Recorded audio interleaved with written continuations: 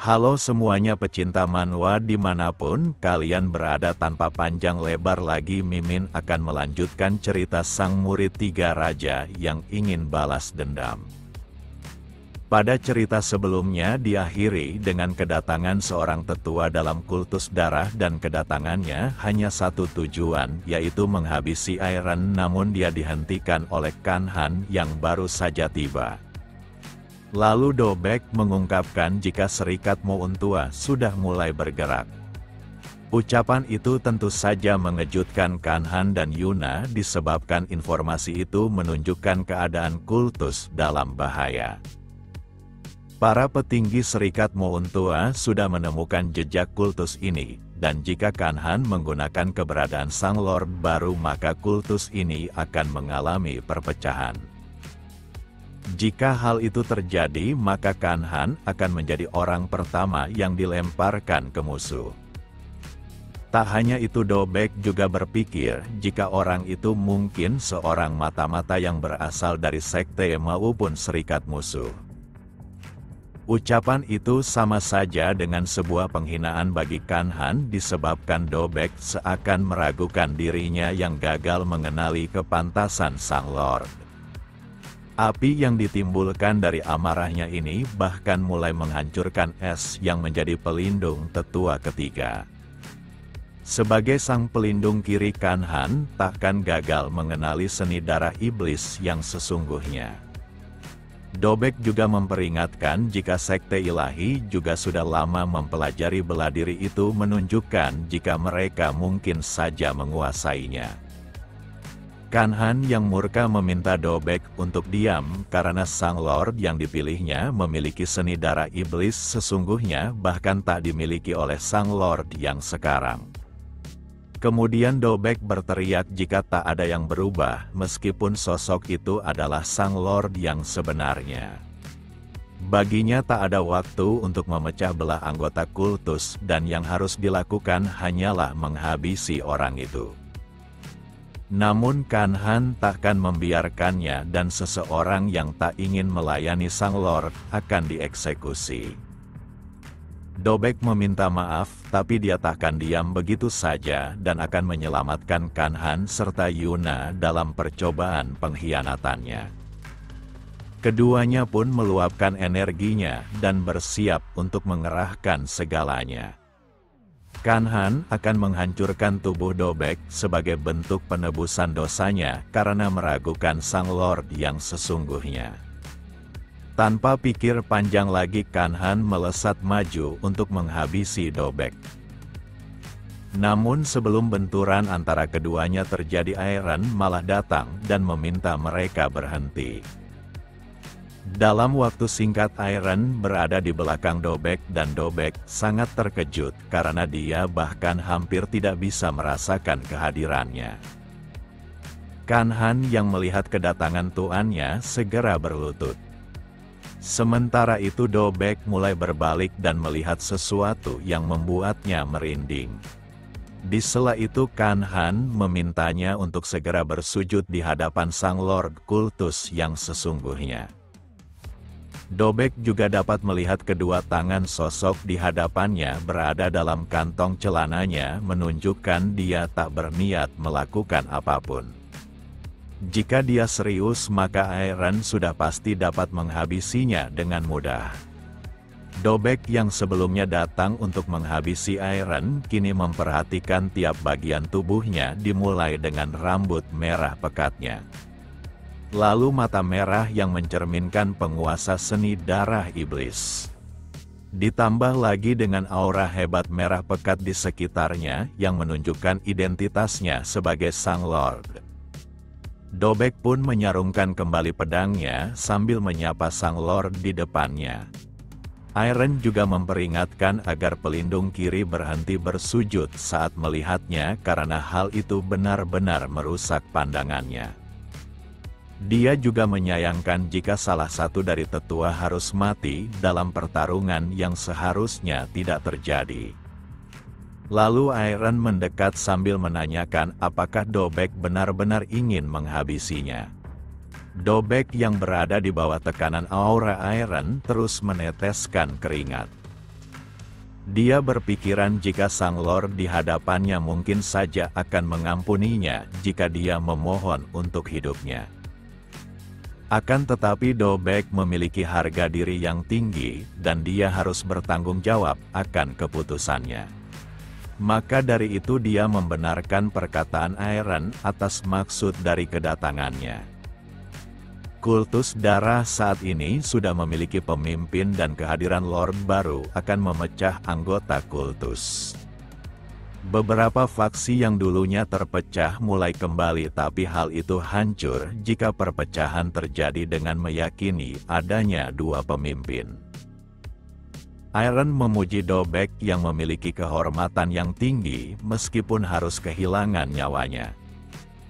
Maka dari itu Iron menanyakan apakah dia ragu padanya, dan kepada siapa dirinya akan berpihak. Dobek tak menyangkal aura serta tingkat kekuatan sosok di hadapannya pantas dikatakan sebagai Sang Lord. Namun Dobek membutuhkan bukti jika Iron lebih pantas menjadi pemimpin dibandingkan Lord yang sekarang. Iron mengerti dan dia langsung saja membuat bola darah kecil dari ujung jarinya. Lalu bola itu melayang di udara hingga mendekati Dobek. Dia yang melihat hal itu sangat terkejut karena hal ini terlihat sederhana tapi sangat luar biasa. Ini adalah bukti penguasaan energi darah iblis dalam kontrol penuh. Maka dari itu dia tak punya alasan untuk ragu dan segera bersujud di hadapan Sang Lord yang sesungguhnya. Untuk menebus kesalahannya karena telah meragukannya, maka Dobek akan mempersembahkan salah satu dari lengannya. Hanya saja Iron menembakkan bola merahnya ke arah pedang itu. Menurutnya, Dobek sebaiknya mempergunakan lengannya untuk melakukan sesuatu yang berguna. Beberapa saat kemudian ketiga orang ini duduk demi menunjukkan rasa hormatnya. Namun Iron benar-benar tidak suka pada situasi ini dan Dobek tidak bisa duduk setara dengan tuannya. Tak hanya itu, Kanhan merasakan hal yang aneh dalam diri Sang Lord. Di mana dalam waktu seminggu tidak melihatnya, tapi tuannya sudah bertambah kuat. Maka dari itu dia menanyakan apakah tuannya sudah mencapai tahap tak terbatas. Namun Iron tidak membenarkan hal itu dan Kanhan merasa tuannya akan segera mencapai hal itu. Lalu Dobek menyela dengan memberitahu jika pemimpin yang sekarang telah mencapai tahap itu, bahkan pelindung kanan sekaligus tetua pertama juga berada di tahap yang sama. Situasi ini akan sulit ditambah tak ada tetua lain yang akan mendukung pemimpin baru. Bagi Yuna hanya ada satu cara untuk menggulingkan pemimpin sekarang, di mana Iron haruslah mencapai level itu dengan cepat. Kemudian menghabisi pemimpin yang sekarang dengan tangannya sendiri, agar para tetua lainnya tidak bisa berkata apapun lagi sekaligus mengikutinya. Namun semua orang mengetahui jika mencapai tahap itu tidaklah mudah, bahkan membutuhkan waktu yang lama. Para tetua juga takkan membiarkannya, dan mereka pasti akan datang menghabisinya. Kedatangan Dobek menunjukkan jika para tetua dalam kultus ini sudah mengetahui tentangnya. Maka dari itu Dobek segera datang untuk menghabisinya agar Kanhan dan Yuna tidak terlibat lebih jauh lagi. Setelah itu mereka menuju sebuah gerbang yang merupakan penghubung dunia di mana kastil Sang Lord yang sesungguhnya berada. Ini juga merupakan gerbang tersembunyi yang tidak boleh diketahui oleh musuh karena seluruh peninggalan kultus berada di tempat ini sejak dahulu. Sebagai pendeta tanpa basa-basi lagi, Yuna membuka gerbang dan menyambut kedatangan Sang Lord. Akan tetapi saat masuk Iron tercengang melihat kondisi yang ada di hadapannya. Di mana tempat ini sangat menyedihkan dan begitu gersang. Baik Kanhan dan Dobek sangat menyayangkan kondisi kultus yang berada di ujung tanduk, tapi inilah faktanya. Lalu Iron menanyakan kenapa kondisinya saat buruk sampai di titik ini. Dia pun memberitahu fakta yang jarang diketahui jika alam ini dapat bertahan dengan membutuhkan sumber kekuatan. Seperti kristal sihir yang diperoleh dari monster maupun inti dari portal. Alam ini tergolong luas sekaligus membutuhkan energi yang banyak, dan untuk itulah kultus berjuang keras merekrut anggota baru. Tetapi mereka juga tidak bisa langsung membentuk kelompok besar-besaran secara langsung karena pihak musuh takkan membiarkannya, sekaligus membuat alam ini makin terancam jika persembunyiannya diketahui. Tak hanya itu, terdapat juga tetua yang melarang perburuan monster hingga tempat ini menjadi lebih buruk. Iron penasaran alasan mereka tidak melakukannya dan membiarkan tempat ini dipenuhi penderitaan. Alasannya terdengar sederhana, di mana murid-murid Sang Lord yang agung tidak seharusnya melakukan pekerjaan seperti itu. Iron tak menyangka para petinggi kultus dipenuhi orang-orang tak berguna dan dia akan segera membereskannya. Saat Iron menanyakan pendapat Dobek, maka dia tidak setuju akan larangan perburuan monster, bahkan dia sendiri membentuk klannya sendiri dan tetap aktif mencari sumber daya. Di saat yang sama pengawal pribadi Sang Lord telah tiba dan mereka juga telah menunggu kedatangannya. Sebagai kapten dia mendapat tugas untuk membawa mereka secara langsung menemui Sang Lord. Namun Yuna merasa curiga karena bisa saja menyerang saat mereka lengah. Kapten ini hanya melakukan perintah Sang Lord dan dia mengatakan yang sebenarnya. Kanhan takkan menyerahkan pemimpin mereka dengan cara seperti ini. Lalu pria ini menghunuskan pedangnya karena dia harus membawa mereka ke hadapan Sang Lord baik menyetujuinya maupun tidak. Lalu Iron menyela dan akan ikut mereka untuk menemui Sang Lord yang sekarang. Namun Yuna mencoba menghentikannya karena mereka sudah pasti mencoba menjebaknya. Tapi Iron tetap bersikeras dan dia adalah pemimpinnya, jadi ketiga orang di belakangnya sebaiknya tidak membangkang. Beberapa saat kemudian mereka pun telah tiba di hadapan Sang Lord saat ini. Ini adalah situasi yang sulit ditambah mereka kalah jumlah bahkan kalah level. Kanhan tampak sangat cemas disebabkan tuannya bisa saja dikalahkan. Lalu sang pelindung kanan menanyakan alasan pelindung kiri berkhianat. Bagi Kanhan dirinya bukanlah pengkhianatan karena telah menemukan Sang Lord yang asli. Ucapan itu memancing amarah para tetua lainnya karena Kanhan baru saja melakukan dosa yang tidak bisa dimaafkan. Sang Lord saat ini terlihat sangat kegirangan karena dia tidak menyangka adanya pengguna seni bela diri yang sama dengannya. Baginya hal ini sebuah keberuntungan karena kehadiran Iron merupakan sumber daya. Maka dari itu dia akan menyerap kekuatannya dan mencapai level Sang Dewa Darah. Para tetua lainnya sangat kagum akan kebijaksanaan tuannya yang bisa memanfaatkan segala kondisi. Hanya saja Iron sangatlah angkuh dengan tangannya yang masih berada di dalam celananya. Bahkan dia menyebut Sang Lord saat ini terlihat seperti pecundang yang takut turun menghadapinya. Tak hanya itu, Iron akan menunjukkan betapa menyedihkannya mereka semua yang menentangnya. Tantangan yang meremehkan itu membuat Sang Lord saat ini murka ditandai dengan cengkeraman tangan yang menghancurkan singgasananya. Auranya sangat hebat dengan meluap tanpa henti menunjukkan kemarahannya. Lalu salah satu dari tetua memohon agar tuannya memberinya izin untuk maju. Para tetua lainnya pun setuju karena seseorang tidak boleh menantang pemimpin mereka tanpa melewati mereka terlebih dahulu. Saat izin diberikan, maka mereka pun mengepung mereka berempat untuk mencegahnya melarikan diri. Hal inilah yang ditakutkan oleh Kanhan, karena para tetua lainnya pun takkan membiarkan mereka mendekati Sang Lord.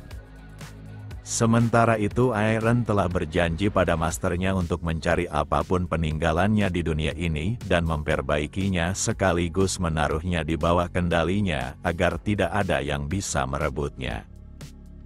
Bagi Aeron para masternya sudah seperti orang tuanya sendiri dan menghabiskan waktu selama ratusan tahun bersama mereka adalah momen terbaik dalam hidupnya. Aeron memperingatkan jika dia takkan bersikap lunak bagi siapapun yang mencoba menghalanginya menghabisi Lord palsu di depannya. Tanpa basa-basi lagi salah satu dari tetua menyerang dengan asap racun miliknya.